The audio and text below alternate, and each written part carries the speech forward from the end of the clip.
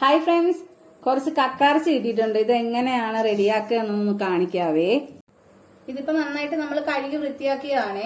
ഇതിലേക്ക് കുറച്ച് മഞ്ഞപ്പൊടി ഇട്ട് കൊടുക്കണം. പിന്നെന്താ, ഉപ്പ് ഇച്ചിരി ഇട്ട് കൊടുക്കണം കേട്ടോ. ഉപ്പ് ഇച്ചിരി ഇട്ട് കൊടുത്തിട്ട് ഇതൊന്ന് തിളപ്പിക്കാൻ വെക്കണേ.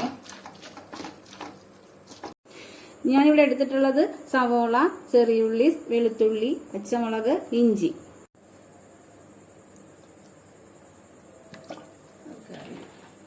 കുറച്ച് തേങ്ങാക്കൊത്ത് ഇട്ട് കൊടുക്കണം.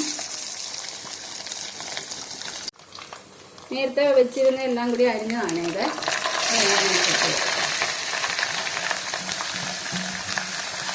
നമ്മൾ അരിഞ്ഞ സവോളയും ഉള്ളിയൊക്കെ ഇങ്ങനെ വഴണ്ട് വരുവേ. അതിലേക്ക് വേണം മുളക് പൊടി ഇടണം കുറച്ച്. ഞങ്ങൾ കാശ്മീരിയാണ് ഉപയോഗിക്കുന്നത്. കുറച്ച് മല്ലിപ്പൊടി, മസാലപ്പൊടി, കുറച്ച് മഞ്ഞൾപ്പൊടി, ഇതെല്ലാം കൂടെ ഇട്ട് നന്നായിട്ട് ഇളക്കി കൊടുക്കണേ. ഇതിലേക്ക് നമ്മൾ വേഗത്തെ വേവിച്ച് വെച്ചിരുന്ന കക്കാറച്ചി കേട്ടോ, അതെടുത്തിടണം.